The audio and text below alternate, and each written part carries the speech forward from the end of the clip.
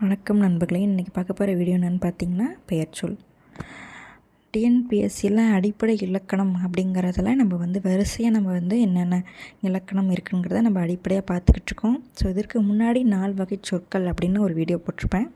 அந்த 4 வகை சொற்களில் பெயர்ச்சொல் அப்படின்னா என்ன அப்படிங்கிறத நம்ம இந்த வீடியோவில் பார்க்க போகிறோம். வீடியோக்குள்ளே போகலாமா? பெயர்ச்சொல் அப்படின்னா மரம், பள்ளிக்கூடம், சித்திரை, கிளி, இனிப்பு, பாடுதல், இது எல்லாமே ஒரு காமனாக நம்ம சொல்கிறோம். ஓகேவா? காமனாக எல்லாத்துக்கும் ஒரு பெயர் நம்ம வச்சுருப்போம். ஸோ அதுமாரி காமனாக நம்ம சொல்கிறது தான் பெயர்ச்சொல். இது என்னென்னு பார்த்தீங்கன்னா 6 வகைப்படும். அந்த 6 வகை என்ன அப்படின்னா, பெயர்ச்சொல் 6 வகைப்படுது. பொருள் பெயர், இடப்பெயர், காலப்பெயர், சினைப்பெயர், பண்பு பெயர், தொழில் பெயர். பொருள் பெயர் அப்படின்னா பொருளை குறிக்கும் பெயர் பொருள் பெயர் எனப்படும். இது உயிருள்ள பொருட்களை குறித்தாலும் சரி அல்லது உயிரற்ற பொருட்களை குறித்தாலும் சரி, இது எல்லாமே பொருள் பெயரில் வந்துடும். அதாவது மரம், செடி, மயில், பறவை, புத்தகம், நாற்காலி. புத்தகம், நாற்காலி உயிரற்ற பொருட்களாக இருந்தாலுமே அதுவும் பொருள் பெயரில் தான் வருது. மரம், செடி, மயில், பறவை எல்லாமே பொருள் பெயரில் வந்துடுது. அடுத்தது பார்த்திங்கன்னா இடப்பெயர். இடப்பெயர் அப்படின்னா ஒரு இடத்தின் பெயரை குறிக்கும் பெயர் இடப்பெயர். சென்னை, பள்ளி, பூங்கா, தெரு. சென்னை அப்படிங்கிறது ஒரு ஊர் அப்படின்னாலுமே அது இடப்பெயர், ஒரு இடம் தானே. பள்ளி அப்படிங்கிறது ஒரு இடம், அதனால் அதுவும் இடப்பெயர். பூங்கா, தெரு, எந்த ஊர் பெயர் இருந்தாலுமே அதுவுமே ஒரு இடப்பெயர் தான் குறிக்கும். அது எல்லாமே பார்த்திங்கன்னா இடப்பெயர். அடுத்தது பார்த்திங்கன்னா காலப்பெயர். காலத்தை குறிக்கும் பெயர் காலப்பெயர் எனப்படும். அது ஒரு நிமிடமாக இருக்கலாம், ஒரு நாளாக இருக்கலாம், வாரம், சித்திரை, ஆண்டு எல்லாமே பார்த்திங்கன்னா காலப்பெயரில் வந்துடுது. அடுத்தது பார்த்திங்கன்னா சினைப்பெயர். சினைப்பெயர் அப்படின்னா பொருளின் உறுப்பை குறிக்கும் பெயர் சினைப்பெயர்.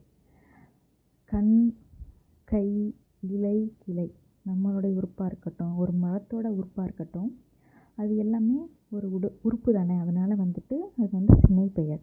ஒரு யானையோட தும்பிக்கை அப்படின்னு வந்தால் கூட அதுவுமே சினைப்பெயர் தான். ஏன்னா யானையோட உறுப்பு தும்பிக்கை தானே, அதனால் அதுவுமே சினைப்பெயரில் வந்துடுது. அடுத்தது பார்த்திங்கன்னா பண்பு பெயர். பொருளின் பண்பை குறிக்கும் பெயர் பண்பு பெயர் எனப்படும். வட்டம், சதுரம், செம்மை, நன்மை அப்படிங்கிறதெல்லாம் பார்த்திங்கன்னா பண்பு பெயர்.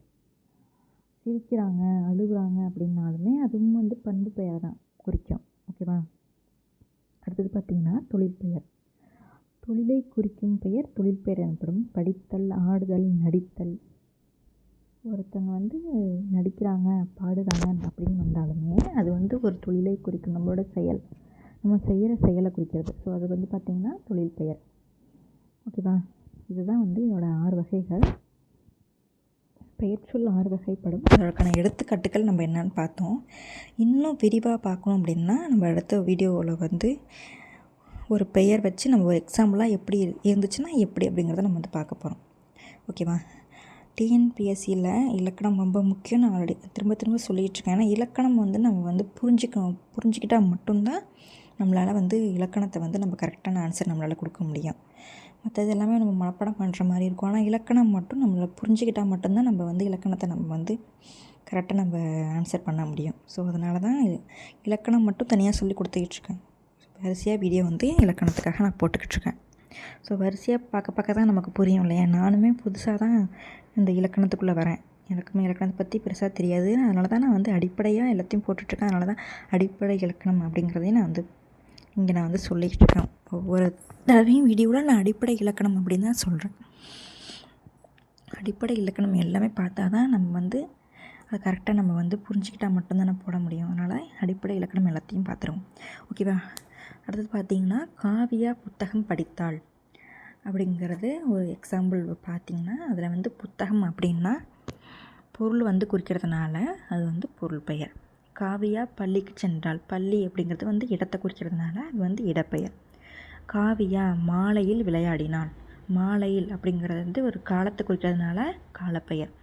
காவியா தலை அசைத்தாள். தலை அப்படிங்கிறது உடலுடைய உறுப்பு, அதனால் அது பார்த்திங்கன்னா சினைப்பெயர். காவியா இனிமையாக பேசுவாள். இனிமை அப்படின்னு நான் சொன்னேன் இல்லையா? இனிமை அப்படின்னா பண்பு பெயர். ஒரு பொருளை வட்டமாக இருக்குது அப்படின்னு சொன்னாலுமே அதுவும் பண்பு பெயரை குறிக்கும். நம்மளுடைய ஆக்டிவிட்டீஸ் சொல்லும் போது இனிமையாக பேசுவாள், கோபமாக பேசுவாள் அப்படின்னாலும் அது பண்பு பெயரை குறிக்கும். அடுத்தது பார்த்திங்கன்னா காவியாவுக்கு நடனம் ஆடுதல் பிடிக்கும். நடனம் ஆடுதல். ஆடுதல் அப்படின்னா தொழில் பெயர்.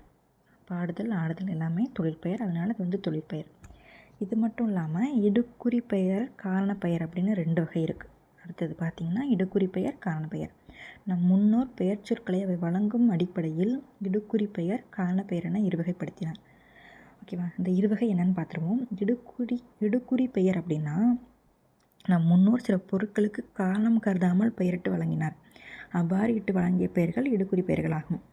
மண், மரம், காற்று. மண் அப்படின்னா ஏன் இந்த பெயர் வந்துச்சுன்னு காரணம் வந்து நம்மளால் கேட்க முடியாது. ஏன் அப்படின்னு யாருக்குமே தெரியாது இல்லையா?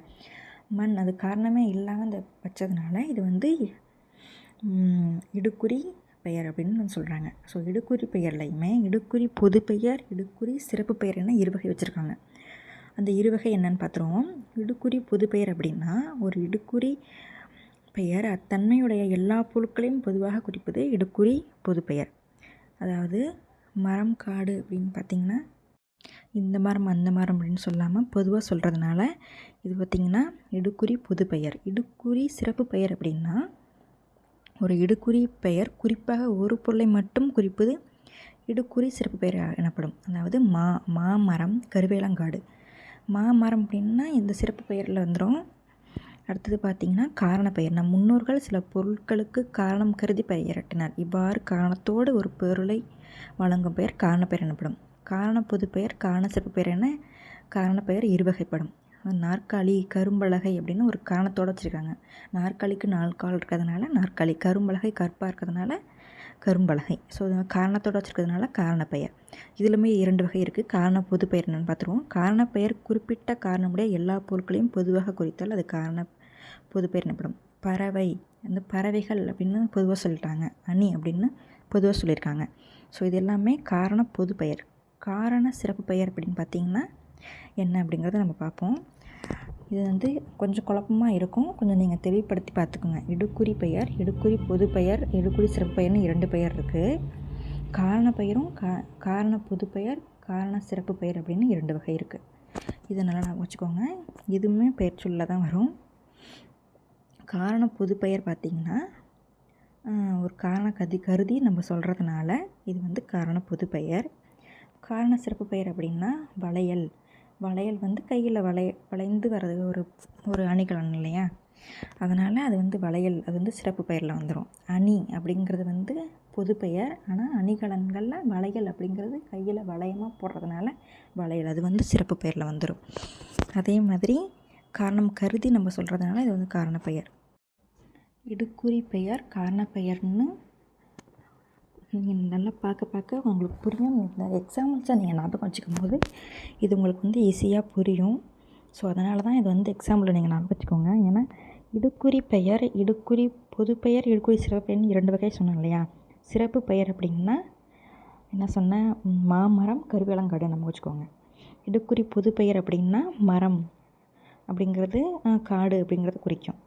காரண சிறப்பு பெயர் அப்படின்னு பார்த்திங்கன்னா சிறப்புடைய குறிப்பிட்ட காரணமுடைய எல்லா பொருட்களையும் ஒன்றை மட்டும் சிறப்பாக குறிப்பது காரண சிறப்பு பெயர் ஆகும். வளையல், மரங்கொத்தி. வளையல் நான் சொன்னேன் இல்லையா? எக்ஸாம்பிள் சொன்னேன். மரங்கொத்தி அப்படின்னா அது வந்து மரத்தை கொத்துது இல்லையா? அதனால தான் அது வந்து மரங்கொத்தி. அது வந்து காரண சிறப்பு பெயர். ஓகேவா? இந்த 4 வகை நீங்கள் அந்த எக்ஸாம்பிள்ஸை நான் வச்சுக்கும் போது உங்களுக்கு வந்து சீக்கிரமாக உங்களுக்கு வந்து புரியும். ஸோ இது வந்து பெயர் சொல் வந்து என்னங்கிறத நான் பார்த்தோம். இப்போ வந்து இடுக்குறி பெயரை வட்டமிடுக அப்படின்னு சொல்லி ஒரு கொஸ்டின் இருக்குது பாருங்கள். இடுக்குறி பெயர்னால் என்ன சொன்னேன்? காரணம் இல்லாமல் பேர் வச்சுருக்காங்க, அதனால தான் அது வந்து இடுக்குறி பெயர் அப்படின்னு சொன்னேன். ஸோ இதுக்கு ஆன்சர் என்ன வரும் பார்த்திங்கன்னா மண். காரண பெயர் பார்த்திங்கன்னா காரணம்காக வச்சுருக்காங்க அப்படின்னு சொன்னேன். ஒரு காரணம் இருக்குது அப்படின்னு. ஸோ அதுக்கு என்ன ஆன்சர் அப்படிங்கிறதையும் நீங்கள் கமெண்ட்ஸில் சொல்லுங்கள். இது போன்ற வீடியோக்கள் தொடர்ந்து பார்க்க, அடிப்படையான இலக்கணத்தை தெரிஞ்சுக்கொள்ள என்னோடய சேனலை சப்ஸ்கிரைப் பண்ணுங்கள். நன்றி, வணக்கம்.